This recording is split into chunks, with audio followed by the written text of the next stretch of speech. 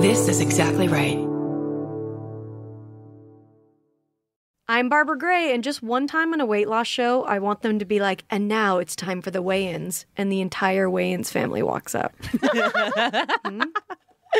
I'm Brandy Posey, and go tease for when you want everyone to know that you take fashion cues from the devil. I'm Tess Barker, and maybe cake was Marie Antoinette's word for pussy. Fuck yes. And this is Lady to Lady. Can you keep a secret? Neither can we. We got Barbara, Brandy, and of course Big Tess. We got a show for everyone that's the fucking best. Come on, baby, it's time to hang out with your favorite ladies. Ladies and ladies, ladies and ladies. Welcome to the show. You guys. Welcome to Max Fun Drive. Episode dose. Episode dose. Yeah, we've got a great show in store. I'm so excited. Do we have anything to plug, or should we just do it? Quickly up top. If you live in Los Angeles, I have a picture of this on March 26th at the Virgil. It is free. Oh. Yeah. So come to that. Go to that. That's a fun show. Yeah, and Barbara and I are going to be debating something. Yes. Hot tip. Debating something, the show Arguments and Grievances. Right now, we might be debating Magic Mike versus Magic Mountain? Either No. Magic Mountain or Magic Johnson. But we were like, Something. we're both obviously want to debate Magic Mike, so I don't know how. If you we're guys gonna pick do that and one of you gets Magic Mountain, you can consult with me because I really like Magic Mountain. I feel like I have some good I feel like points. Magic Mountain would Right, be make the most sense. But I Yeah. also haven't been there. Have you? A long time I'll ago. go with you. All right. That's not the place I'll raise where- the ante. That's not where the place where Fabio got hit by the bird. I don't think so. Because I feel like that would play a lot into my decision. But I think he got hit by the bird in like King's Dominion or something, like some East Coast. what the fuck is that? Oh, it's like an East Coast park. Oh, okay. Yeah. It's pretty sweet. Whatever. Come see us at that on the 23rd? 25th. 5th? This is the 23rd. Which is my Which birthday. is happy Tessa's birthday, birthday. Tessa. right now, you guys. How do you feel? I'm probably skiing right now, so I feel great. Are you going Nice. skiing? Yeah, I'm going skiing for my birthday. I Oh. didn't want to, but yeah, Sean. I mean, no, I did want to, but I wasn't like, I wasn't like, oh, I want to take a big trip for my birthday, you know? Yeah, yeah. But, yeah, we're going to go. That's awesome. We'll have be fun. sweet. Thank you. Let's bring in our guest. Yeah. So excited. She's the creator and star of the Golden Globe winning show, Crazy Ex-Girlfriend, Rachel Bloom. Hi. It was so hard for me to shut the fuck up when Oh you were my talking God. about amusement parks. 'Cause I'm a big amusement park fan, huge fan of Magic Mountain. I grew up in Southern California. Where are you from? Oh, I'm from Manhattan Beach. Okay. Oh, okay. But I grew up with a year-long pass to Disneyland. I went to Knott's constantly, went to Six Flags constantly. The last time I went to Six Flags, I went right before I got married with one of my best friends. We took a little like pre-wedding Six Flags trip, Oh, that's and fun. it was amazing. It Yeah? was really fun. I mean, I also like, wait, do you have divorced parents? What? Do you have divorced parents? No. Is that why the season pass is? No. Because I have divorced parents, and my dad was just like season pass to everywhere. No, that's hilarious. No, my parents. That's so funny. No, I was just spoiled, and then they claimed it was for me. But then even after I went away to college, they kept going to Disneyland. They kept their passes, and my mom's Facebook is filled with pictures of her and my dad in the front row on Space Mountain, like doing funny poses. Aw. You were just their beard.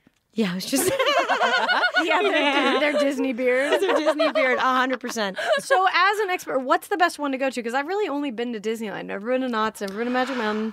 I think I would say, okay, well, these are different because Disneyland, you go for different reasons. I mean, I love Disneyland for what, like nostalgia. The nostalgia of it.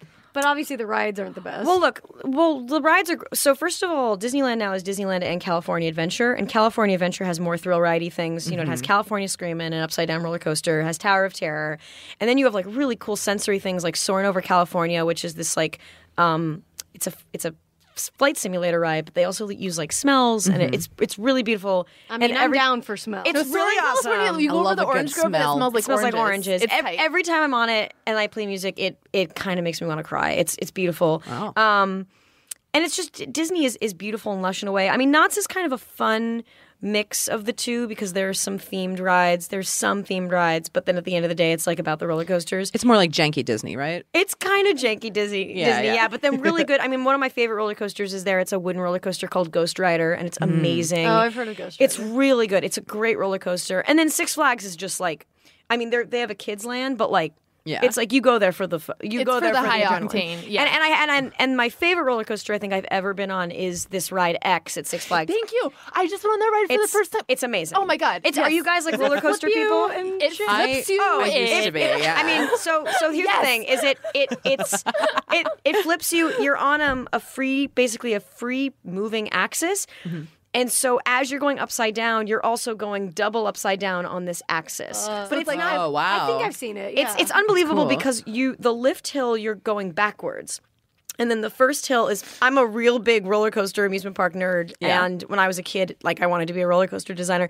The first hill is straight down, but what happens is since the lift hill's backwards and you're on this like axis, you go down the straight down lift hill and then you flip forward. So you're going backwards. All you can see is what's in front of you. And then when you go backward and then the hill happens and you go like this and suddenly just the ground is below you. It's fucking sick, man. It's so sick. That sounds awesome. That sounds I had crazy. because Wow. I hadn't been to Magic Mountains in like 10 years. And Did then you grow up here? Yeah. Oh, where? Camarillo. Oh, So awesome. other side of the LA, yeah. But I had the same experience with the X where it was just like I have not been that legitimately scared from a roller Oh God, if coaster. it scares wow. you, then I like no to way. skydiving It's like shit. it's like fun scare. Oh, you go Yeah. skydiving. Yeah, I haven't been in a while, but I love adrenaline. Okay. Yeah, but like, I agree. That reveal is probably my favorite reveal on any roller coaster because isn't it about that moment? It 100% is. And did they have the music playing when you were on there? Yes. So they have this like really. They have this. based on X-Men or not? No, Okay. they called it X, and then now it's X2 because they like redid it a little. But like it's just called X because it's like super extreme, I think. But there's a soundtrack on there, and like as you're going up the lift hill, it's like the radio changing stations on a radio. It's like honey, honey, and then it's like okay. and then you change to another radio station, and it's people on the lift hill like voices being like, I don't know if we should go on this ride. I don't know. I'm a little scared. Like always it's love great. that. It's What a great really. effect. It's so funny and it's so well done and it's so cheeky. Yeah.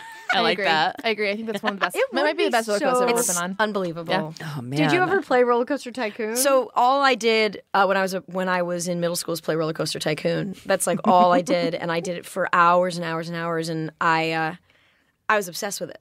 Did you do that? I played too, and I did that thing sometimes where you would like take away a track and then people just fly into I was like nothing. I was just about to. I would do that, and I was just talking about this on another podcast. I would do that. And I would call the rides, "You will die if you go on this ride," and then so people would like, die. They just bought a ticket to You Will Die. I'd be like, I literally would call it like, "You will die. Do not ride this, you idiots. You will die." And people would be like, "You will die on this if you go on this. Is really great value." And I would just be like, "Hey, you fucking idiots!" And then you could also drown people. yeah. You could drop take- them in the little. You drop them in the lake and you drown them. Wait, was this a game you could play in computer lab or at home? I don't know. Well, I mean both. It was a Okay. CD. It was a CD-ROM. I feel like I remember the visual of it. Like I remember being able to. I must not have played it though, because I don't remember being able to kill people. Yeah, I don't No, remember but if playing it. you were probably playing it the proper way, which is to build roller coasters. But after a while, you become the CEO of an amusement park, and you have to like, it's somewhat tedious because you really have to like, okay, what's my marketing budget?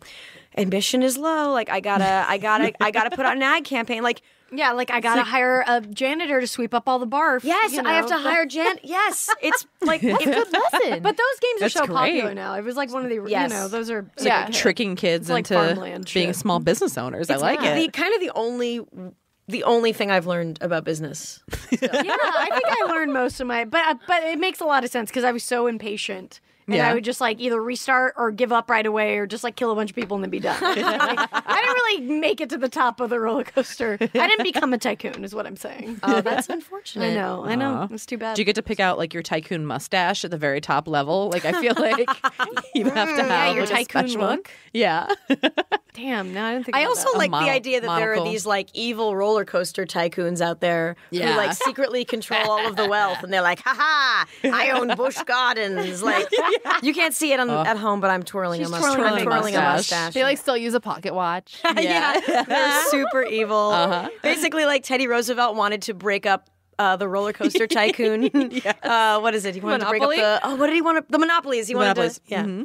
That was like, amazing. we've talked about this before, but I did the same thing with The Sims, where like me and my best friend in our freshman year of college. Oh god, this College. is so nerdy. I'm sorry, everyone. no. I know. Just deal Go with it. on. because we moved into the dorm together and we didn't make friends with anyone else and we would just do our own stupid shit. It was great. I mean, I had a great time. But we would play Sims and like we would build houses and name the people after people we didn't like, and then we would put like a room full of like fireplaces and they would just You just lit fires. they would just burn. God damn, Barbara. That's so fucking immature. That's really amazing. It was like our high school drama teacher who we hated and stuff like that. Oh my You'd like do that, or you would just like never feed them, and they're like, Wow, that's like it's like the original. do that. I feel like it's akin to the drop. Like I never people. played Sims actually. I was Okay. too busy becoming a tycoon. Yeah. Yeah. Maybe that was my Yeah. problem. I was too distracted by my. You just wanted to fake murder revenge. people. Yeah, it's cathartic, you know. Yeah, I mean, I think this is hard. Like when I was in junior high, I got in trouble all the time in junior high. Like, I mean, that was like the height of me getting in trouble. And so I had a friend who, this was like well before, like, you know, just, there were school shootings and stuff. But right before junior high graduation, I wasn't allowed to graduate because I was deemed too immature for graduation. What? You weren't allowed to go to the graduation. I was allowed to meeting? go. I graduated with honors actually, but I wasn't allowed to be. I technically didn't graduate 8th grade. Okay. Wait, you graduated, but they wouldn't let you go to the ceremony I couldn't walk. Yeah, I wasn't allowed to walk because you were such a troublemaker. Because I got in trouble. So I got suspended so many times. What did they think was going to happen? You're What going to have did like whoopee cushions in your shoes or something? What did you do? Can you give us like one example? Oh yeah, 'Cause sure. You said you graduated with honors. So you Yeah, I mean, I was smart. I Smart. just was, very, very spazzy. Well, let's see. One time I got kicked out of math class, and then they were so dumb. They would just have me sit outside of math class. So, and I was too like young to know just to leave. So instead, I jammed my pencil into the doorknob of the class, and I got all the teachers and students locked in the classroom, and a locksmith had to come.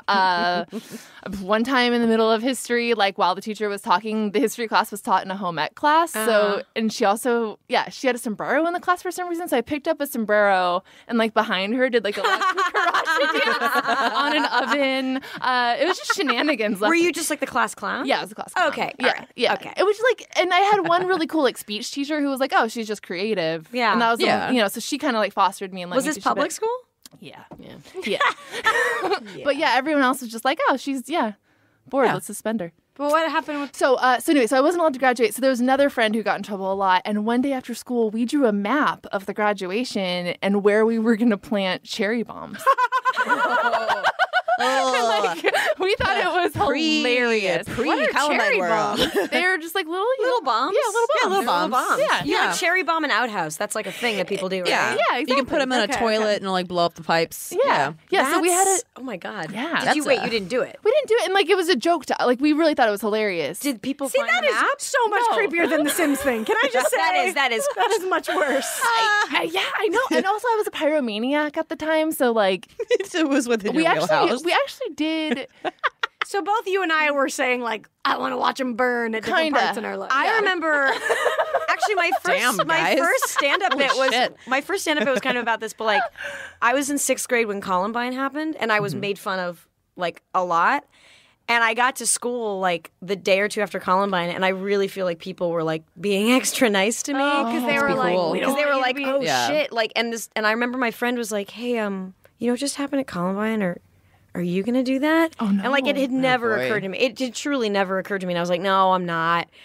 I'm not gonna. Of course, I'm not gonna do that. I'm not gonna do that." Guys. But like, that was really. It was weird to be like an unpopular kid in the days after Columbine because like. yeah. It was like a brief respite from, I think, getting made fun of. And then people forgot it and started making fun of me again. But Wow. I knew I wasn't going to do any of But 6th grade, that's like so. Did you even like know what like a gun was? it. Yeah. What a gun is. What am I talking about? I shot a gun in 6th grade.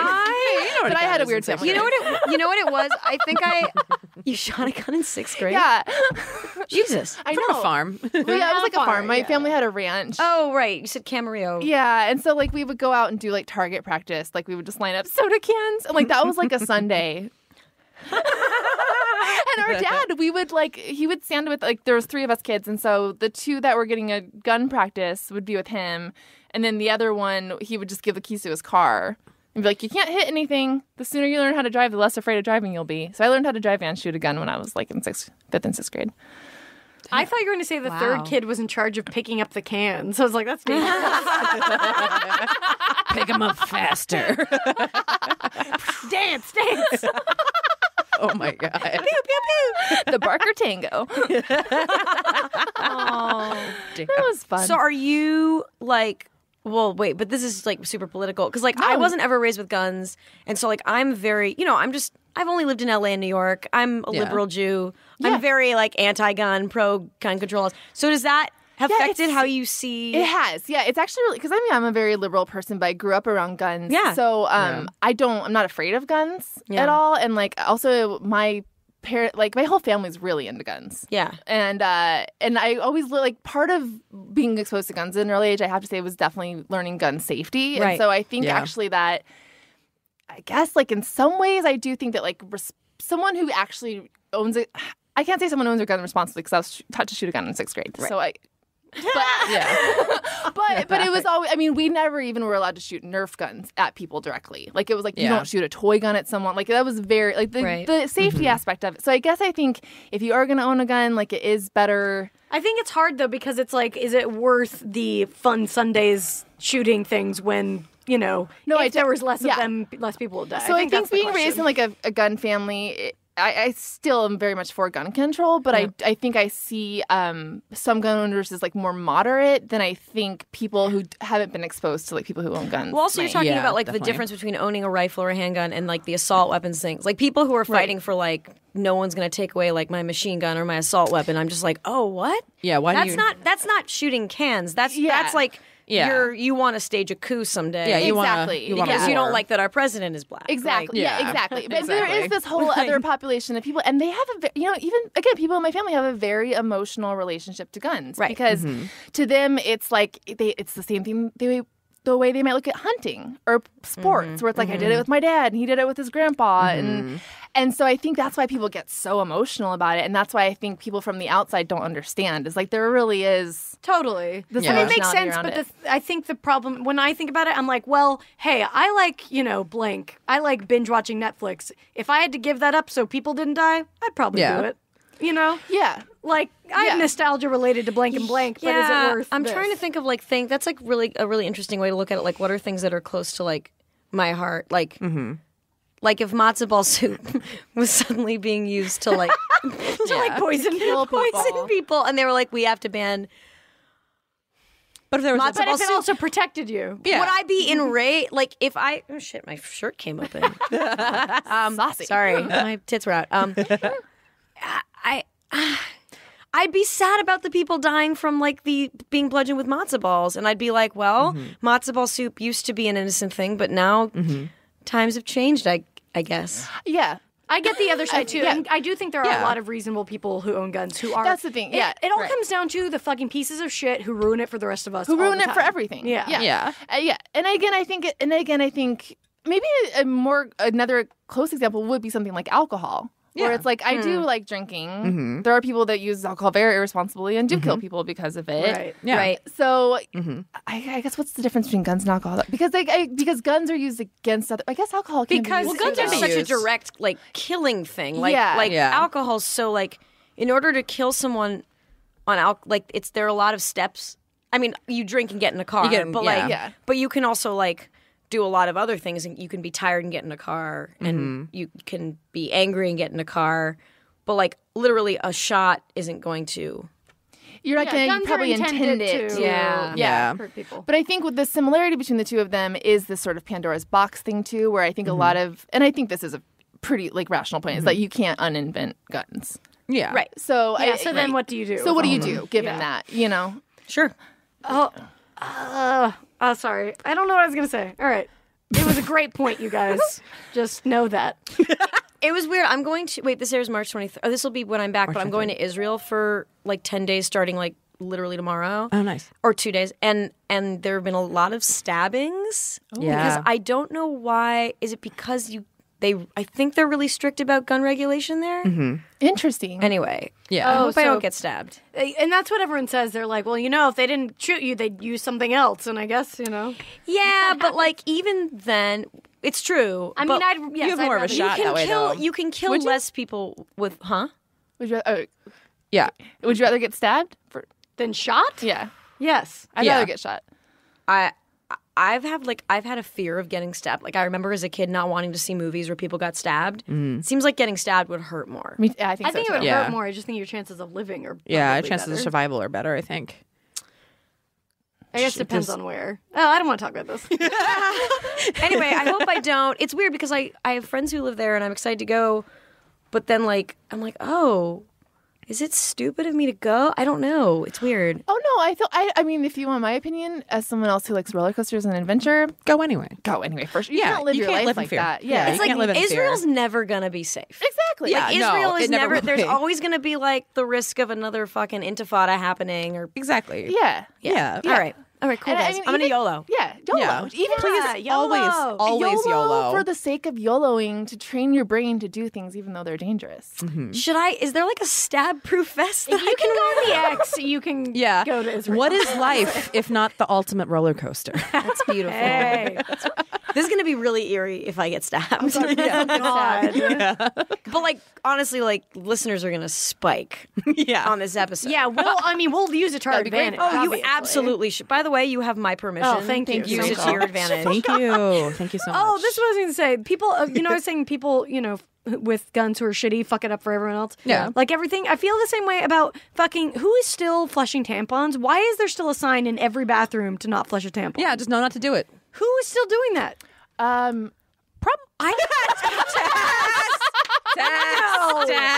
I mean, like in an industrial toilet. I mean, I use a Diva cup now. Industrial toilet? What toilet? I feel like you toilet only are you sitting on? I feel like you only can't flush tampons in a place that has old plumbing. Okay, so that's what I thought. you're not supposed to do it anywhere. So that's what I thought, and then I. Oh my god! Years You're the ago- reason people are dying. No. So years ago, I started. Years ago, I was flushing tampons, and then like the plumber, I think, pulled out like a huge wad of tampons, and then I don't flush tampons anymore. Yeah, that would make me stop. And then I also stopped like getting a period because of the birth control I'm on. Diva Cup, I've tried it a couple times when I do get like the rare period. I think I need to get like I don't know, Get the small. There's a size smaller. sizes. There's a No, couple I got the sizes. smaller one. I think I maybe have like a teeny tiny, but I wonder if I have like a teeny vagina. Oh, that's cool. They need like Yeah. they need like a thimble size or something. Yeah. Because it's still a little uncomfortable. Like I'm. Oh, you I'm could feel it? Yeah. You might need to shove it up higher. No, I've tried. Oh. Yeah. I really I can't believe you flushed tampons. Yes! You can't believe that? I totally believe that. I mean, it's crazy. She like locked people in a classroom. Yeah. and she was gonna cherry bomb like her graduation. Of course, she flushes tampons. Such a nice person, you guys, I promise. I mean, really, I'm surprised I'm the only one who did. Because to me, that's like I'm like who are these women? To be honest, I really use the signs because if there's a sign up, I assume that there's old plumbing. And if there's not a sign up, I assume it's free game. I would for a long time flush tampons as well. Like a long time. See? Just so much easier. Yeah, because otherwise you have this bloody Just wad. imagine it's horrible. a fish choking on your bloody tampon. Yeah. Is that what happens? You're killing fish. I don't know, probably. Probably, yeah. You're killing fish. They're washing up. They don't dissolve. But here's the thing: like we're killing fish. Are we all vegetarians in here? Yeah. Tess is. Oh, Tess is. I'm not. Okay. Well, you're I not. mean, I don't really I'm care not. about the fish, but Tess was. I knew that would get to me. Yeah. That's the way to get to Tess. I guess it's the same difference because it's either that or going in the fucking landfill. In the So I landfill. guess either way, Yeah. a seagull or a fish. God, it's these basic like survival life things where I'm like, why didn't I ever get the memo? You got the memo. It's in every bathroom. It literally is written everywhere. It's literally it is written technically everywhere. a memo. Yeah. Do you know employees are also supposed to wash their hands? I guess I need the memo. We're going to go catch Tess up on some more memos. Yeah. We'll be back in a second.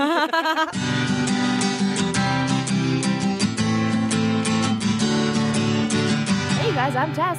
Brandy. I'm Barbara, and we're here with Rachel Bloom. Hey. Hello.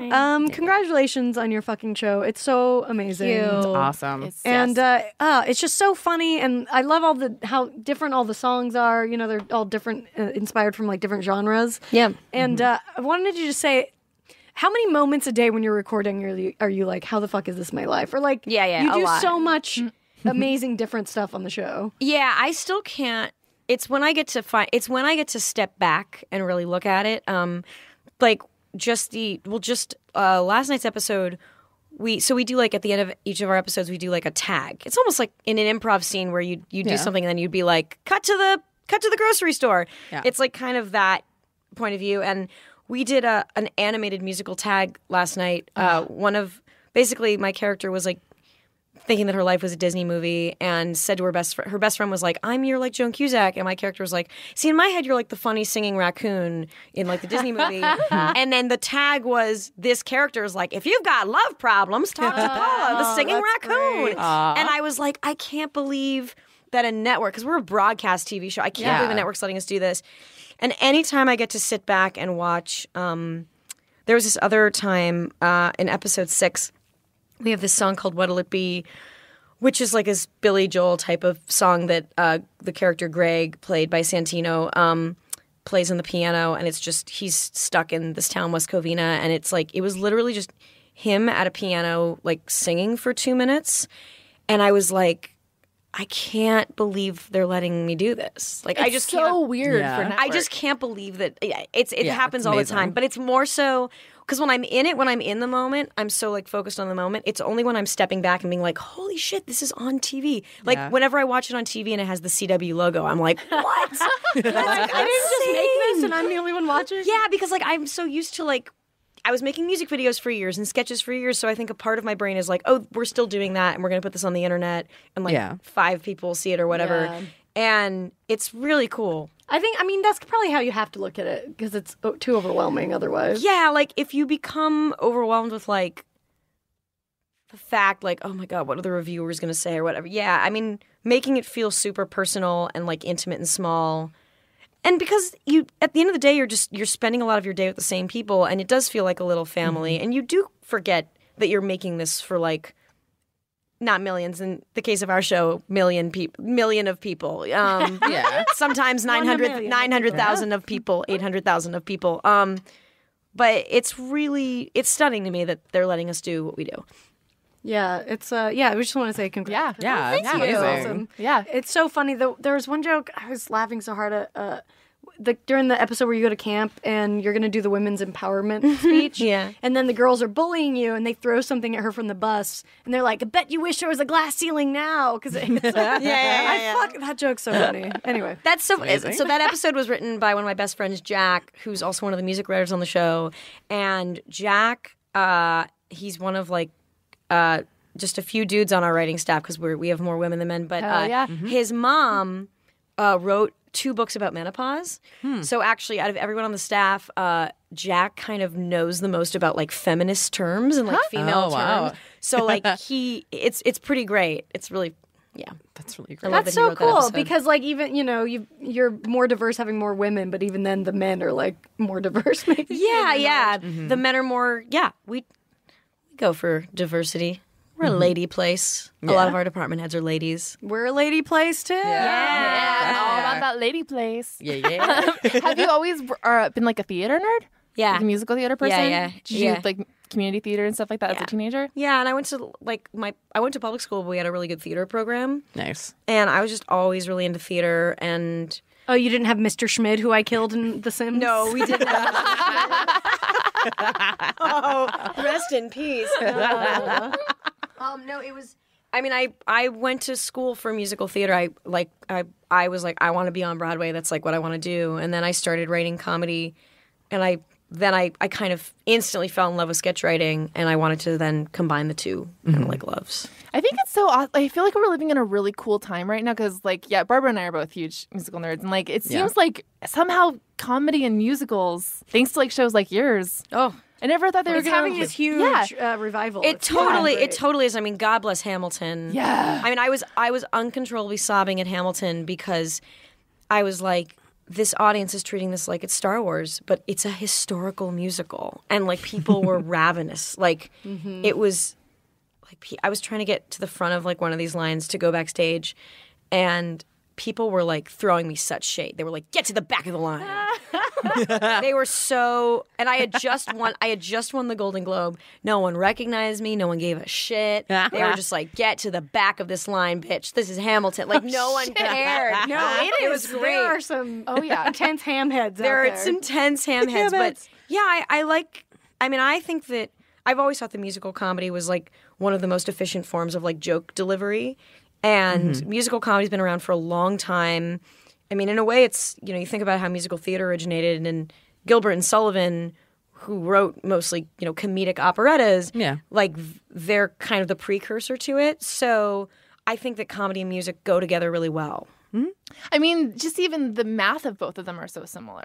Yes, it feels like writing a sketch because it's like the game is and this is like super inside baseball for anyone who writes sketch, but it's like, so the chorus or the tagline is your game, and the way you flesh out the song is you are exploring and heightening the game. You always want to be heightening the game. And then the bridge is a way to kind of redirect from the game and not be hitting the game over and over and over and over. It's a way to take a quick break from it and then you go back to the game. Yeah, that's what I like about the songs on the show is it isn't just the same joke over and over. It's like an evolving joke every time, which, yeah, I definitely appreciate. Yeah, that's definitely our theory of like the sketch writing. And also I think we try to have all the songs, because they're plot specific, come from emotional places. And so a really great way to, because when you're writing sketch comedy, it's like, how do I heighten this sketch? How do I heighten this sketch? But with songs, because it's so emotional and you have the music and the trajectory of the emotion can help you heighten the song in a way that you wouldn't if you were just doing a sketch. Right, the music can actually swell. Yes. And Yeah. go with it. Yes, and then you can do a joke about how the music is swelling. Like I have a song that I wrote. When I do it on stage, it's like the second the key changes, I'm like, no, please don't change the key. Please don't change the fucking. I'm really not in the mood for a key change. And then the key changes, so it's like it gives you more tools to like play with. Yeah. Very cool. And I think that it's your show and I guess Glee kind of did this too, but like where it's almost like mirroring what's going on in contemporary musical theater now too, where it is all like emotional and character driven. Like you have more scenes into song, and it feels like. Whereas I feel like the older Gilbert and Sullivan stuff, it was like da book scene and now a song. Yes, 100. And that's the history of musical theater. I could talk on this at length, but the first musical to integrate plot into song was Oklahoma, which I want to say was 46, maybe 49, 46. Somewhere around there. I think it was 46. And so every musical before that was just like kind of an excuse to have like pop songs, kind of, and it was, or they would just be reviews, and so yeah, the idea of integrating plot with music happened like a little later into the history. Yeah, and that's, again, sorry, I'm like fawning over your show, but it's just so great. That's why I'm here. I'm fine with it. The relationships are so real, but in this fantastical world and all the, everything that comes along with it. Yeah, so thank you for that. You're welcome. Let me see this is airing the 23rd. Oh yeah, our 15th episode will have just aired on the 21st, I think. Well, shit, get on it, y'all. How many episodes you guys have this? 18. Okay. So shit goes down. Oh, so if you just saw episode 15, something went down at the very end of it, and let me just say this about episode 16 for you crazies out there. That's what I coined the fans of the show, the crazies. No one else has named themselves this. Oh, that's great. By the way, this is me like trying to create like a viral ad campaign for the show. If you're crazy out there, I highly suggest at the end of episode 16 that it's something happens and it just either watch the show live or like if you have friends that like the show, stay off of Twitter and Facebook. Oh shit! Spoiler alert. Okay, that's a good heads up. This is like pre-spoiler. Yeah. It's like pre-spoiler. Yeah. All right. Good to Heads know. up, everybody. Inside spoiler alert. Crazies, watch All out. We need a name for our fans. For our fan. The Diva Cups? We have a lot. Oh, that's pretty good. Yeah, the Diva Chalice. That goes so well with our first question. Diva Chalice. We're gonna play a little game called Who, What, When, Where, Why with you. Who, what, where, when? Who, what, where, when? Who, what, where, when? Who, what, where, when? Why? Number one, who is your favorite diva? Bernadette Peters. Ooh, good answer. Yeah. Yeah. I've been thinking about her a lot lately because every time I see Bernie Sanders' name, I think of Bernadette. Oh my God. Bernadette Peters has to do something with that. Like Bernie Sanders, like Yes. Sunday in the Park with Wall Street. I don't know. Everything's coming up, Bernie. I'm assuming you watch Smash, but I watched every single episode of Smash. Best show of her all on time. Smash was the funny. Her character. Oh, I forgot when they shoehorned in as the mom, as the overbearing mom. Oh, it was great.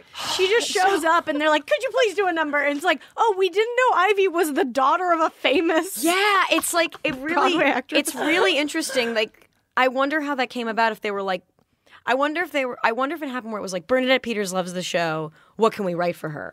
Right. And they were like Ivy's mom, because like you start getting that where it's like so and so loves the show, and you're like, oh, what can we write?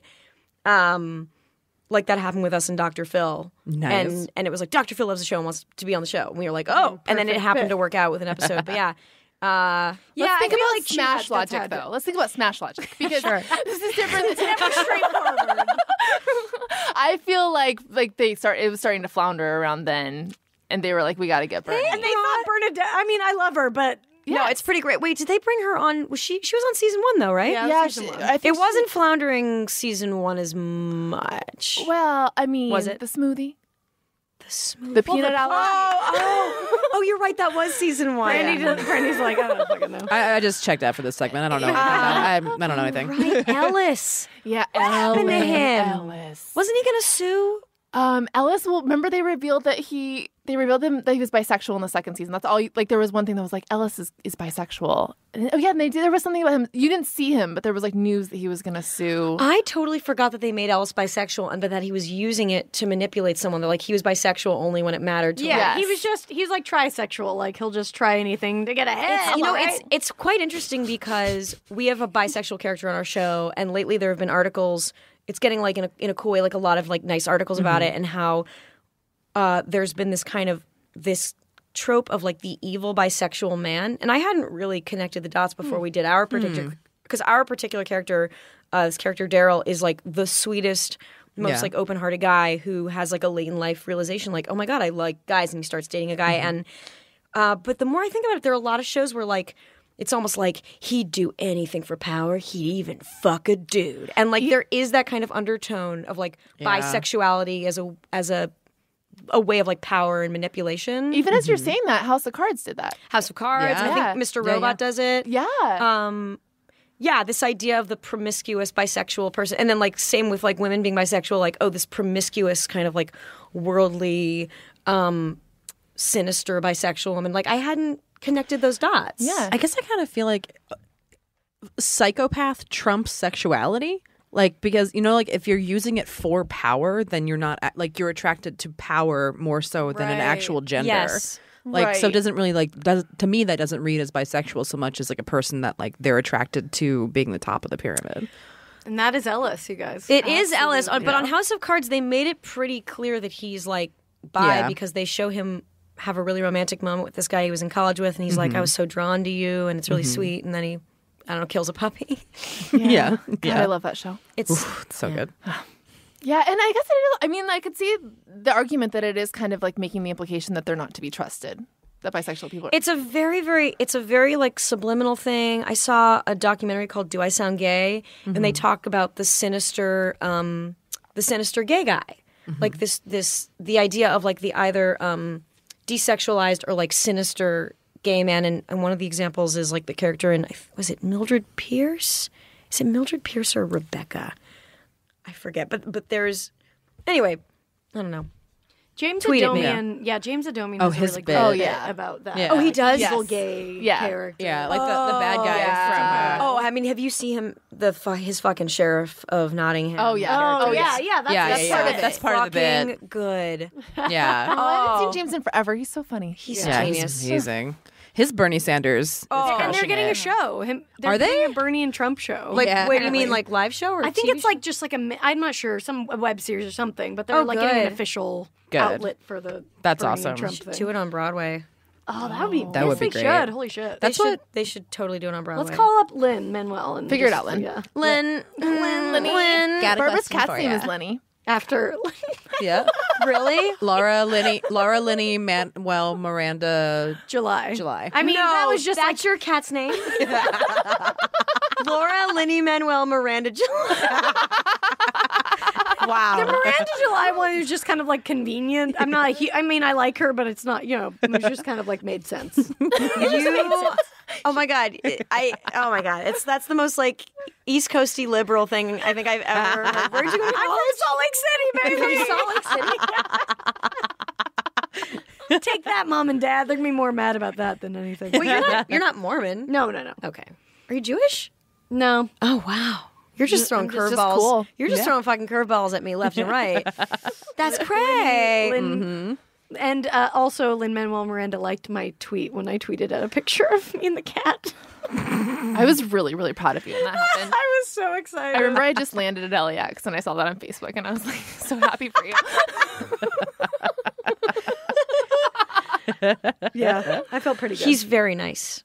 Is he? Yeah. He sent me. Seemed like he would I be. said to him, "What?" It turns out in the liner notes of Hamilton, actually, this answers my question. But I was like, I only listen to musical theater like ages like 0 through 20. I'm so ignorant of hip hop. What songs inspired you? Can you give me a list? And he sent me a book about rap with like a playlist like USB card. Oh, whoa. And Does he Wow. sleep? I don't know. He's the nicest person like in the world. He's like so nice. I'd believe I don't it. understand how you could be that smart, that talented, and not only as a performer, Yeah. but as a writer. Didn't he orchestrate Hamilton too? No, Alex Lockamore did. Still. So don't give Okay, him. Sorry. No, he's amazing. You know, he's a Still a Alex genius, Lockamore, yeah. Alex Lockamore. I don't know.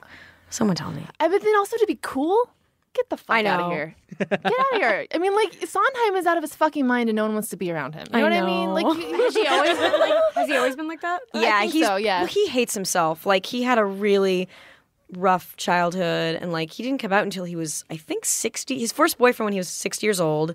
Yeah. Well, I mean, drinking is a really big part of his process. He's a He just huge sits in his apartment drinker. and drinks. He and- smokes a ton of weed. Which is not, this doesn't mean that you're unhappy necessarily, but No. it's weird because I do this musical show. Like I've begun to like meet people who know him, and yeah, he's a person like anyone else, and I think he's like very openly like crotchety. Oh yeah, absolutely. He Yeah, just kind of runs with it. yeah. He like Yeah. openly doesn't like himself. I want to be his best friend. I mean, I don't know if I want to be Sondheim's best friend. I definitely want to be Lin-Manuel's best friend. I want to be. I just want to have like coffee with Sondheim and like gossip and Talk some shit. Talk some shit about people and hear please. him talk shit about everybody. And I'm already best friends with Linny. clearly, The cat. So sad. I'm sorry. He jumped. By the way, in Linny news, he jumped up on a window today and farted in my room. That's awesome. Also, Lin-Manuel Miranda did that. his wife was like, "What are you doing? Get down!" And even his fart was like a genius. and Whoa. a hit. His fart just won the Pulitzer. Yeah. It's amazing. All right, let's ask. Well, we only got to our 2 questions, but that's okay. Let's just ask the second one. Okay. All right. What went through your head when your name was called at the Golden Globes? Wow. Holy shit. Whoa. Oh, wow. Holy shit. Wow. Whoa. Really? Wow. That. Actually, I don't even know if it codified into words. It was just so surreal. Yeah. Very surreal. Did you have like a? I remember watching your acceptance speech, but did you have a speech prepared or anything? So I did, and I never opened it because the time goes by so quickly, but I had written it out, and that's how I was able to rattle off names so quickly, is because they were embedded in So my you knew head. it, But if yeah. you notice, I mean, if you're fans of my speech, if you look at it, I have a piece of paper in my hand, and it was my speech. Okay. And actually, I just it. found my speech that I'd had at the Globes. It's like on my dresser, but I spilled water on it, so now like it's hard to read. Yeah. But yeah. Where do you keep your globe? On our bar cart.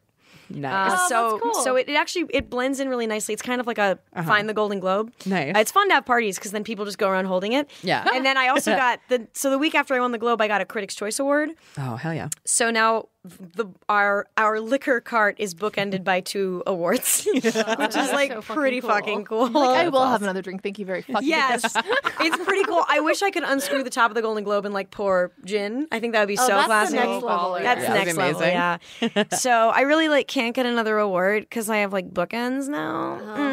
Like You need to get 2 more. if I were to get like, oh my god, that's good. So I can use it like on another bookshelf. Yeah. Like so if I could get like an Emmy and a Grammy, then maybe I could get another bar cart. But just an Emmy. I mean, where will I put it? I don't know. Anyway. What did you say earlier, Tess? You were like, I would rather lose an Emmy. Oh, I would rather be a judge on Drag Race than win a Grammy. Oh, what a great. To win a Grammy. That tracks. Yeah. yeah. Thank Yeah. you. Yeah. Yeah. That's amazing. Not an Emmy, but a Grammy. No, I'd rather have an Emmy than be on Drag Race. But I'd rather be on Drag Race than have a Grammy. I have to say, I was just as if not more emotional when I saw Hamilton than when I won the Golden Globe. I was in New York on a press tour. It was the week after I won, and I was on like 3 hours of sleep. So I think my body clock was also weird. But like, I was sobbing uncontrollably at Hamilton, and I did not do that when I won. Did you see other people doing that? Because I feel like No. I mean, I think some people were sniffling, but I was like, tears were streaming down my face.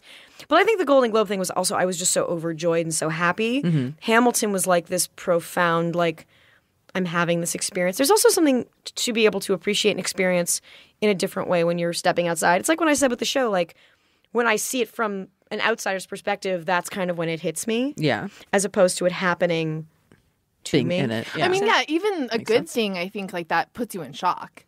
when It was happens such to a state of shock, and like, so I won the award and like did my acceptance speech, and I was overjoyed, and then I was whisked off to like press for an hour and a half. So you kind of don't have time to process. You're just kind of talking, and you're really happy and exuberant. Whereas like Hamilton, all I had to do was like sit back and like look at the people around me cheering. So like I had time to sob. Yeah. I didn't really have time to sob. Yeah. Yeah, that makes perfect sense. Yeah. I'm not emotionally weird. No, I mean, I saw him at Hamilton like driving on the 405. So, Okay, that's yeah.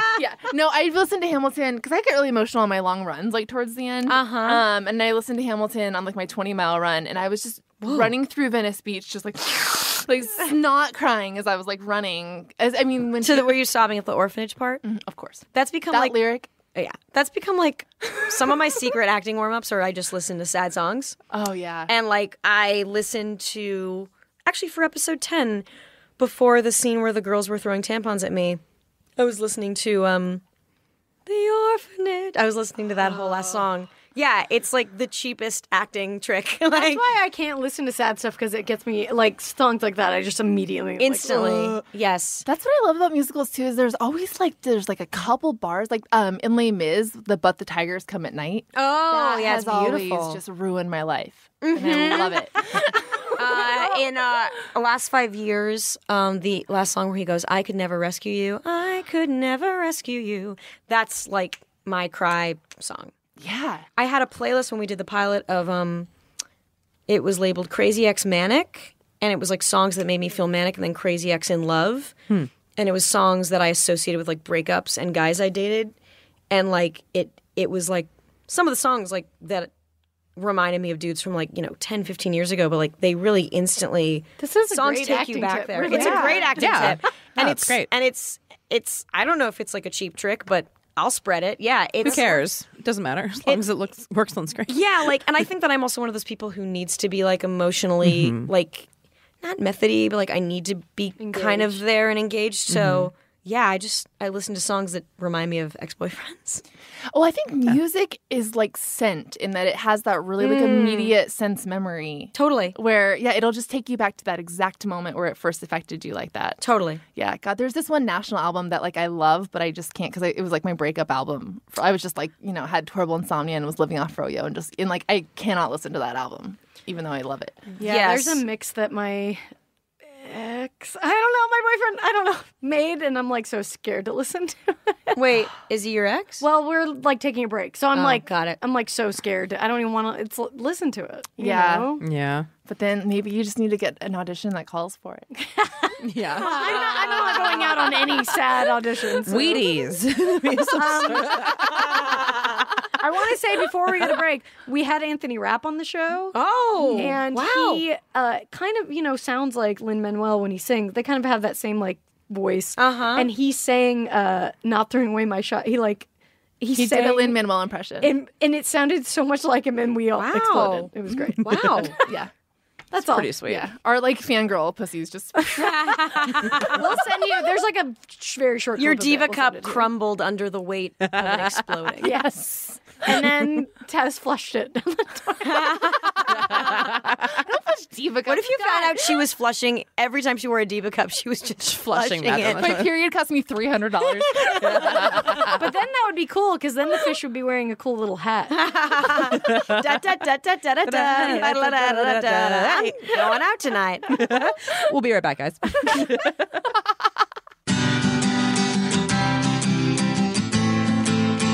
All right, everybody, welcome back to Lady Lamb Babs. I'm Brandy. I'm Tess. And we're here with Rachel Blue. Hello. And she's going to help us answer some lady problems. Yeah. You can send yours to lady at MaximumFun.org after you donate for the Max Fun Drive. Okay. And roll it, David.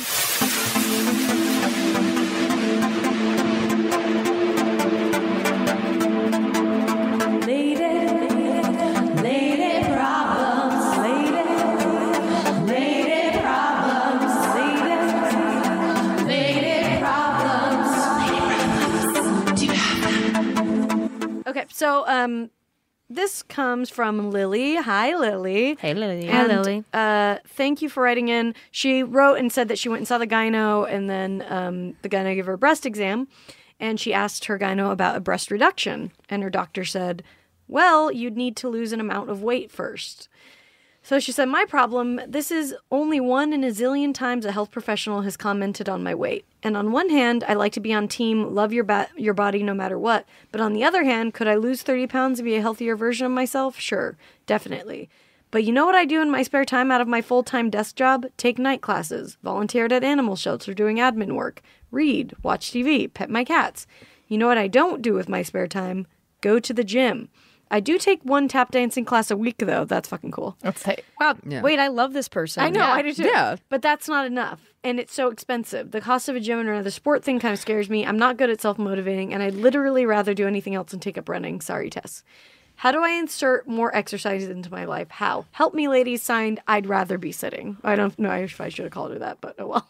Well, Wasn't Can I- that's how she signed it. So. just because like my friends are all anorexic actors, the key to losing weight actually isn't exercise. It's 90% diet. It's food. Yeah, Yeah. it's food. It's food. So It's like food. because most people don't have like a lot of people. I mean, you're so busy, but it's food, and like there are many like diet plans online. I mean, a lot of it involves cooking at home, which you might not have time to do, unfortunately. But it's diet, and it's really diet and portion control. Yeah. Yeah, I mean, my view on exercise is that I don't know about like it as a way to lose weight, but I think exercise helps with. I mean, I haven't used it a lot for like a ton of weight loss, but I think it helps with your relationship with food. I think because I think that the more you exercise, the more you kind of crave healthier food and sort of view it as like As like a Totally. fuel more Yeah. than anything. Yeah. yeah. I mean, Definitely.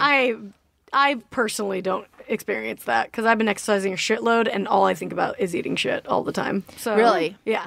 And I'm eating healthy. My body feels great, but I still constantly think about bad food. So personally that hasn't worked for me, but I do feel a lot less depressed. I'm not Right. the depression is not making me go for food as much anymore. Yeah. Yeah. That's good. Yeah, That I changes think it up. exercise is important for the mental stuff, which I think helps with the weight loss stuff. So that's it. I think you should exercise. But if you're sitting mostly, if you're mostly sitting, you want to be taking in the amount of like, you want to be taking in less calories. Like you want to be burning more than you take in. Yes. Yeah. Yeah. I think a good thing is, my idea is figure out how much you want to eat and exercise that much. I like to eat a lot, so I exercise a Yeah, shitload. but I just don't know if this is the answer for her. Yeah. Because it sounds like I think the food would make more sense first. Yeah, It sounds like she's very anti-exercise. but like it depends how far you're willing to go with it. But like there are well, first of all, there are meal plans that you can do where they deliver meals to you, but those cost like a fucking shit ton. Yeah, but yeah. like And do not do the Nutrisystem one. It's bullshit. No, Hilarious. it's complete bullshit. Yeah. But if you go online, like you can get like meal plans or there are a ton of books out there. Like, but ultimately they're all the same goal, which is like portion control. I know a guy who lost weight really quickly doing the ketosis diet, which is no sugar, only meat. Like literally the butter in the coffee, the bulletproof coffee, like I like bacon. that. Not that. Yeah.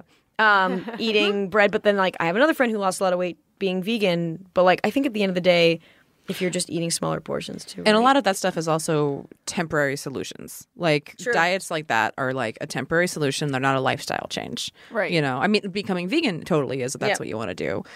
Maybe it's something looking at like doing like the 10,000 steps a day or something. Like that's something that's super easy. You get a Fitbit and like, before class, you like take a walk around the campus. When you get home while dinner's cooking or something, you take a walk around the block or something like that. Yeah, like, it's a little game with yeah. yourself. Well, if Yeah. she likes to read, maybe you could do some of those as audiobooks and just Yeah. listen to your audiobook while you go on a walk.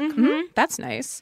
And also, like, I don't know if your gynecologist is a lady or a man. It was a lady. Okay, it is a lady. Okay. I have had a breast reduction, and it made me feel a lot better, and it's made me motivated to actually work out more because I'm more in control of my body and the way that it looks. So I don't know if it's just this person that, you know, thinks this particular way, or if it's something that, like, because also your boobs make you look bigger than you actually are. That's a Right. big thing that happens. Like when I had like 3 pounds taken off, and when that happened, people were like, "You lost like 40 pounds, right?" And I was like, "No, it's 3. I lost 3 pounds, just in a very specific place." Just right under your face. Yeah, just So right that's under why my they face. told her to lose weight, is because like, well, let's just make sure that your boobs aren't big because you would lose weight there. Also, like losing weight in your boobs is really hard.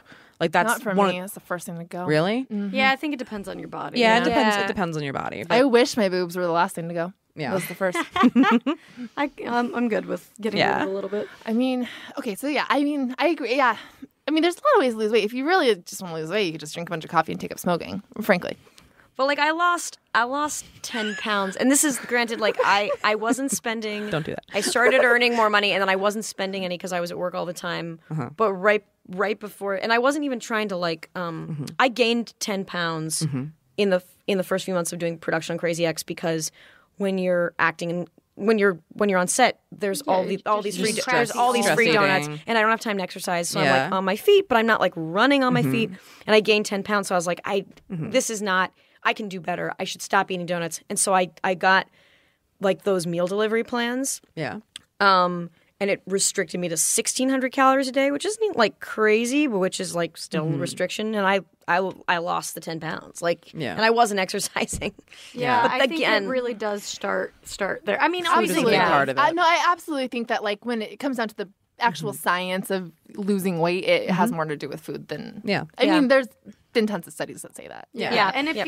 it might, and if she really doesn't like it, might be the good place to start. And then you can incorporate. You can do stuff. You can do a 7-minute workout while you watch TV. If you start out with downloading one of those free 7-minute workout apps and just doing that Yeah, every those are day, great. that like makes a huge difference. I noticed how much stronger I got like very quickly starting to do those. I need to do that again. I was doing that in the break, and then I forgot to do it, and it was making me feel a lot It's hard better. because once you lose it, you're like, you can tell the difference like so quickly. Yeah. You're right. That's what's so annoying about. I've talked about this before, but I just hate like I'm just starting on this like healthy path, and I like it, but I also hate that I have to do it forever. I'm like, are you fucking kidding me? You can't Yeah, do you're this never for a done. month. Well, I'm and, sick of this and shit. that's why I think the key really is finding a diet that you actually enjoy Yeah. and exercise that you Something actually you enjoy. actually Yeah. Because doing. yeah, I mean, like there is really delicious. That's why I personally am very anti like reduced anything. I don't like reduced fat shit or what. I mean, That's 'cause also not. That shit's not good for you. It's It's not good for you. Yeah, Yeah, and, you do like, the full fat, just give me less the of full it. fat and less of it, or like Yeah. I'll Yeah. then I'll think of that as a treat. And like I just I like I think it's important to like the food that you're eating and to like the exercise. So find healthy food that you enjoy, and like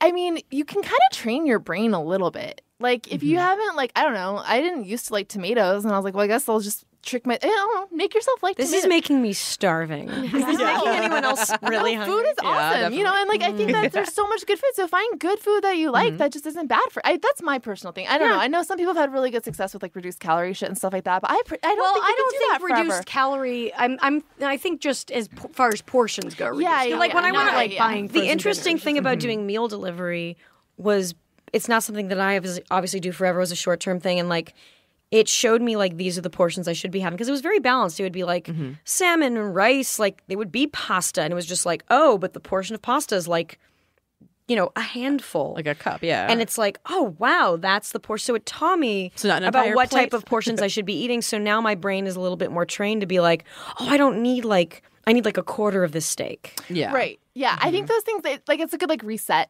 It's Yeah. like working out with a trainer who's like, no, you're doing setups wrong. Right. Oh, okay. Then I can go off on Yeah. my own. And yeah. So maybe if even she invested in something like that for a week and could see. It's fascinating because then you see like, oh, this is what I actually need, and then you can compare it at home and be like, oh, does this look like the 3 ounces that I was eating? Yeah, I did something similar, and the difference. And then when you got to eat the you're like, what the Yes. fuck Oh, is it's this? The portions are Yeah, insane. this is 4 meals. And I do think it's a good, and it's an old Yeah. tip, but like get half of your thing to go right when you get there because you're just not going to try to eat. Oh, yeah, that's Oh, nice. yeah. oh, I've never even heard of that. Yeah, it helps a lot. You just get a to-go box right away, and then you know. I say this as like I'm about to go to Israel and pig out on like nothing but hummus and feta and like. Oh, it's gonna be so good. We have the best falafel. Oh yeah, That'd be good. Oh yeah. Yeah, I'm hungry. Also, she likes dancing. Maybe like have like a playlist and you just have a one-person dance party a couple times a week. That's always fun. I love Yeah. that she's taking like a tap class. I want to Yeah, be her that's friend. awesome. Me too. She's Yeah, great. she sounds Where does she Cats live? and Tapton? I'm not sure where Didn't she say where lives. she lived. Yeah. And she volunteers at. Wow, what a good person. Yeah. Cool chick. You're a really good person. Yeah. Yeah, that's the thing too. Is I think, and obviously, if you want to do this for yourself, do it. But if you don't, then fucking don't. Yeah. Like, Yeah. you don't need to. I agree. You're Yeah. an awesome person, obviously. So, Yeah. and if Yeah. it's only for other people, then don't yeah. do it. It you sounds know? like she feels like she'll be healthier if she Yeah. loses a little weight. Also, But- there will be you will be able to find a doctor that will say yes to a breast reduction. Just keep pushing the back issue. If like that is something that will make you feel better, then keep going until you find somebody that says yes. yeah, but I would follow that dancing thread. Yeah. I would definitely maybe dance more. Dance at home. What is that? Dance like no one's watching. Yeah. right. How long was the healing time after a breast? I'm not considered. I'm just curious. How long? Pretty quickly. I mean, like Wow. let's see. We did a show like the next night. Or Yeah. something, We didn't had a show at the UCB the next night. I mean, I took 3 Tylenol PMs and was fine. And Whoa. then like getting an augmentation, the recovery time is a lot worse. Why? Because So you're if you want 'em back, you better watch stretching. out. Because you're stretching over. Oh, that made all of our boobs really hurt.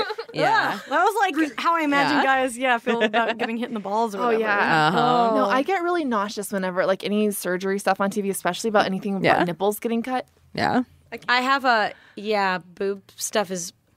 Oh, there's a song coming up, all about boobs. Oh. I'll say. There's a Boobs, song coming glorious up all about boobs, boobs. right? There It's we like go. Oliver. Boobs, glorious boobs. Bop, bop, bop, bop. We are anxious to try it. Yeah, the recovery was super easy though. It was like fine. And three months later, I could be doing push-ups and everything again. Wow, that's Yeah, great. super easy. Yeah, I think, I think the important thing to think about with exercise is that it doesn't have to take as much time as you think it does. If you do the 7-minute thing or whatever, if you just kind of find like a little bit of time each day to put it in, yeah. It's You can finding do it. It's finding ways to be active throughout your day because like Yeah. mostly it's just like we as people are not meant to like sit at a desk our entire day or to be sitting in general. So it's finding ways to like just be more active kind of walk throughout to your lunch day. a little farther, or, Yeah. whatever. Also, side note, and you probably need a reduction, but for anyone with big boobs out there, my life changed the second I started getting bras that were actually my size. Yeah. yes. Like that changed my life. Like I went to Jeanette on Melrose, and like Oh God, I want to go there so it's bad. awesome, and like it really, and when I started on the show, I started having professional people pick up bras for me, and Yeah. then like I had my own. I went to Trashy Lingerie, where like they're actually like tit experts, and they like Yeah. fit undergarments to me. So Yeah. sick. It's I love it there. it's so great, and so actually a lot of the tweets I get, I get like a lot of tweets from like girls with big boobs being like, "What bras do you wear?" Yeah. And it's like there are certain brands. So anyway, Notori, Panache. What am I wearing right now? I forget what I'm wearing right now. But Notori and Panache are the ones I wear a lot. But I didn't realize that Trashy Lingerie had like utilitarian stuff. I just thought their stuff was really cute. It's also like good bras. I don't know. I don't know if they sell it because it was like they custom make undergarments, but okay. like all of the corsets I wear on the show, like whenever I'm doing a period piece and I'm wearing a corset, those were like custom made like corsets. But Oh my they God, know your life is That's so awesome. cool. It's really fascinating. So like yeah, well like for the Globes dress, like I was wearing like a custom corset from the show because it's like because my measurements are weird. Like they don't like everything has to be tailored for me. That's also the interesting thing of like when you're on a show and you have like people who are good at clothes, Yeah. being like you should wear petite jackets. It's like oh that's why jackets have always felt weird. Yeah. And it's like you're short waisted. Everything you wear needs to be taken into the shoulders. And it's like I just thought had that no idea. shit fit me badly. Yeah. And so it's been fascinating. Yeah, I was going on an audition, and there was a girl at my house who like is a stylist, and she's an actress, and she goes on a lot of auditions. And I was like, "Can you like look at this outfit and tell me if it's okay?" And she was like, "Is it okay if I look in your closet?" And I was like, "No, absolutely not. There's no question." No, Because no. I was just like, "I do not want to know what you would think about this. I'm No. horrified." Oh my god! Early on in the process, a stylist came to my house. It was before I like, yeah, it was a stylist came to my house and to pick out, like, help me pick out stuff for events. Because when you have, like, an official stylist, you don't use your own stuff. You borrow everything, and then you never wear it again. It's Okay, So what do you mean? oh, it's What do you a mean you whole. borrow By it the and way, then you it's give a it back? whole. It's a whole world. It's a whole world that no one tells you. So anytime, it's ridiculous that any celebrity gets credit for the clothes they're wearing at an event because it's not them. It's a stylist picking out clothes for them. So anytime I do an event, so I have a stylist. Anytime I do an event like the Today Show or like a late night show, I meet with my stylist and I try on a bunch of things. And these are all clothes that she's borrowed from designers. And every single item that I try on, she's gotten permission from the designer that I can wear their clothes. Basically, I'm a walking advertisement because it's capitalism. Yeah. So everything I wear, she gives back, including like the jewelry and purses, unless like the person decides to like give it to me, which like occasionally happens. But so you see all these celebrities, and it's not like their closets are filled with all these designers. I mean, they probably are, but like, because you're not supposed to re-wear something. So like everything I've worn in any event, I've never seen again. Like the only thing I So are you re-wearing like Khloe Kardashian's tank tops, or like do they actually give them to other people? What do they do with them after that? I don't know, actually. I should ask her because like I have stuff tailored. Yeah. So I don't know. And I don't know if it's all like current season stuff. I don't know. That's a really good question. All I know is like in life, I'm a size like 4 to 6. And then in designer stuff, I'm like 8, 10, 12. Like the designer, because it's Right, meant all for like their tinier sizes, bodies. Yeah. Which is because at the Globes, my dress was designed for me, which is amazing. But also partially that was the best option because anything hot off the runways like ain't gonna fit. Yeah. I don't know how I got on this. It's fascinating. It's fascinating. And there are certain designers that like you have to build up a portfolio in order to like get to wear them. Like I think there was this whole thing where she was telling me that like Tom Ford didn't give someone permission to wear the dress, so this person just went out and bought the dress. Because you can do that. If you don't get permission, you can just go out and buy it. Just go get it. And everyone was like, "Oh my god, you look great!" And then Tom Ford like apologized. So it's a whole thing of like, Oh my god. the place wants the different designers and brands. They only want people on brand wearing their stuff. Right. And so it's like a real give and take with designers. It's fascinating. Oh, wow. And that must be why, like, part of why celebrities go to Fashion Week. Yes. And I guess those must also be celebrities who are fashion savvy themselves. Right. But yes. Yeah. Yeah, that's why. Because they're like, oh, I want to wear that. I mean, anyone at an award show is either wearing something I think made for them or like hot off the runway no one else has worn. I think that's how it works. So exciting. I mean, Oh, I want to do it. Yeah. It's really interesting because once you start to go through it and you read like, you know, magazines that are like how to get this celebrity's hairstyle. It's like, no, that's so unfair. They had a professional hair person like working on their hair and makeup. Like they shouldn't be viewed as things to emulate. It really should be viewed as just like art pieces. Like you go to a gallery because fashion is an art and like high fashion Is art. art. Yeah. In the same way, like this, in everyday life, people aren't like dressed like they're on like a fucking runway. So it's been really interesting to see the process and to kind of like see the two sides of the coin of like, oh my God, I love dressing up. I love feeling pretty. But also like, I understand this isn't reality. Yeah.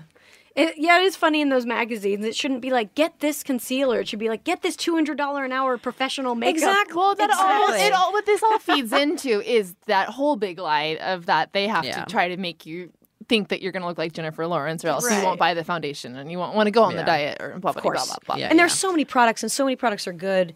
I don't think I've ever gotten like, I always ask makeup artists, like, what are your favorite products? And they always have different answers. And I think just the other day I was like, what's your favorite mascara? And they were like, honestly, drugugstore mascara. Yeah. Every They're like, makeup it's artist great. says that. Yeah. They all say that. It's great. You should throw mascara away after like a month or two anyway. Oh boy. I need to do that. Yeah. It's Just fascinating. Throw some water in there and just move it around until it comes out. It's so unsanitary. It's so bad for your eye. You're going to get athlete's eye. I mean, it's been this fine. long. We're It's fine.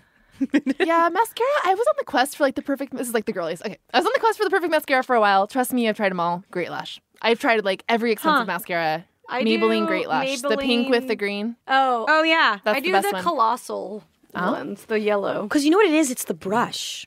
Yes. And so they were saying, someone was like, she was like, what I do is like, I don't throw away like like reuse the brushes because I think she was someone I was working with who used to work for a makeup company, and they're like, I know how long they spend engineering these brushes. So if you have a really good brush, you can use like any mascara kind of. That makes sense. Yeah. And then also on the red carpet, people are wearing false eyelashes. Of course. Yeah. Like, you know, that's the other thing. Yeah. You don't even look like you have makeup on unless you have fake eyelashes on.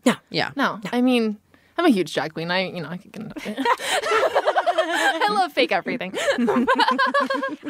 I try to avoid fake eyelashes. They're so heavy on my eyes, and I have so many bad memories of like high school bad fake eyelashes and like the gunk on my eye, but they look so pretty. Once you get a taste.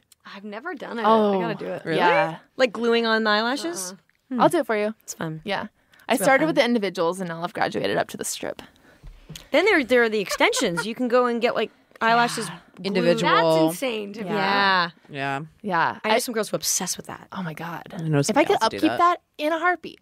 It's like not good. I think your eyelashes fall out. I Yeah, think your it's actual eyelashes will come out. I guess that's why you have to upkeep it, right? Give me the fake hair, give me the fake eyelashes, give me the fake tits, everything. I'll give it all. Do you have? Or do you want to get Fake hair it up. extensions? Oh, I have extensions. Oh, you have extensions. Oh, yeah, and I love them. Yeah. I mean, yeah, for when I like it is like I look at it kind of like drag. Like if I want to like that's like when I want to get like that. I don't know. why It's not? it's We not- have the option. That's what I Exactly. like. You know, that's what it's fun about being a person. You can look like a million different things. Yeah, Might I mean, as it's well been do it. most of my life in sweatpants. I mean, you know, I think it's like that RuPaul quote. You know, like you're born naked, the rest is drag. That's so beautiful. Yes. It's taken me a long time to understand that you can be a feminist and want to look pretty. Because for the longest time, I would really look down on like girls. Also to cover up my own insecurity with not knowing how to dress myself or put on makeup. I was like, oh, girls who care about their looks. Oh, they're such girly girls. They're so anti-feminist. Yeah. And like, no, like that's what feminism is like you can want to put on false eyelashes and like look pretty and like wear shapewear. Like it's okay. It's not necessarily all the time the patriarchy oppressing you. Sometimes it is, sometimes it isn't. Yeah. It's very complicated. Well, and actually, this is something I've been thinking about a lot lately, but especially people that are in our generation, because of like the male gaze or whatever, right? We have for a very long time, we view the idea of sex as women being hot. Like that is how, that is like the symbology of like, not just our sex appeal, but like that's what we think of as like sex. Is like a really, so we like, I think people like us, like, because I think it started like in the 70s, like with like, you know, those like exploitation movies and stuff like that, and like 70s porn. I just wrote like an article about this. But, yeah, but What website? It's going to be on a new website that everyone should read called Prime Mind. But Great. yeah, but basically we started out being exploited, and now with people like Beyonce and stuff like that, they've started to reclaim it and like take it. We are like this generation is like we are taking sexuality for ourselves. It's not just for men anymore. Like we've reclaimed it and kind of like made it our own. Yeah, I really like that. There's a really fun thing about watching the next generation of stand-ups, female stand-ups, because they'll like when we started, I like never wanted to look hot on stage. We kind of talked about this, but it's like Yes. terrifying. Yeah, I still have a fear kind of I do- looking too It hot. still do freaks too. me out a little bit. Yeah. Yeah. But like I felt like I needed to look whatever. No one would take me seriously if I, Yeah. Or and, like, dress and heels and Yeah, but younger girls are like not my, I mean, and they wear all of a variety of things on stage, but I've noticed that they look good and they're not trying to like look dumpy or trying to like be like a tomboy. They're being themselves and like, saying like, I'm a woman. This is, I can be hot and be funny too. Oh, it's so And funny. It's so that- fucking awesome. It's so funny you're saying that. Oh my God. Phyllis Diller. The reason she dressed the way she did was she said she used to do stand-up, dressed like herself, and everyone was like, what's this nice lady? Yeah. And she was like, only in dressing like a clown could people feel like they could laugh at my jokes. Yeah. Exactly. I mean, I think that's a real, again, probably more prevalent back in Phyllis Diller's day, but I still think that's an issue. It's a can thing. be, yeah. Well, you also don't want to like, I don't know. And I've lately, because I do like musical stuff more now on stage, it's much more of a like, I don't know, there's something that like feels with musical stuff like done up. Like I put on lipstick and stuff. But when I was just doing stand up, especially in New York, I always wanted to look like I'm a cool. Also, because the shows are so overwhelmingly male, Yeah. I want to be one of the guys. So Well, it's like, I yeah, wanna, that's a huge part of it. Yeah. Well, and I very Definitely. specifically remember that Sarah Silverman special, I think it was called Jesus is Magic. Uh-huh. Yeah. I think she's wearing a hoodie in that. Or whatever. I mean, like, to Yeah. me, like, that's when I started stand-up. I was like, that's what girl comics dress like. Yeah. You dress like Sarah Silverman. Yes. Yep. I don't know. Baseball tees. Yeah, she looked like she was that perfect looked thing where she great. looked cute, but she was tomboyish. And I was like, great, I'll just steal that look for the next 7 years. It's comfortable. It's easy. Yeah, exactly. You know, and Yeah, I mean, but I do like that it's evolving, you know, that people have the option now to do whatever and not be judged, you know, not say like, oh, they're too hot to be funny or whatever, because that's so fucked up. Oh, Yeah. yeah. it's the worst. Because, I mean, we're really funny and we're really hot. Yeah. So Thank you. Thank you. Well, Rachel, thank you so much. Thanks doing for the show. having me. Have so much fun in Israel. When do you leave? Thursday. Oh my God. It's awesome. That's awesome. I mean, by the time this airs, I will. Just in You'll be case back. anyone wants to come kill me, I'm already back. So, Yeah. yeah. So Joke's you on can't you. kill me. Snooze, you I really lose, hope I don't guys. die. You're I'm not really going to. excited. You're not going though. to. You're Not going to have a going to. blast. Yeah. Knock Yeah, on phone. We're all No, knocking knock on on phone. If you aren't already watching Crazy Ex-Girlfriend, get on that. Please Come check on. it Such out. an amazing show. Great show. Yeah. If this is the 23rd, you will have just missed our 15th, but you have 16, 17, 18, and they're doozies. Dude. There you go. Tune in. Follow Rachel on Twitter at Rachel Does Stuff. There we go. And fuck yeah. This is a great episode. Yeah. This is awesome. Thanks, guys. Thanks, guys. We'll see you next week. Bye. Donate to Maximum Fun. Donate.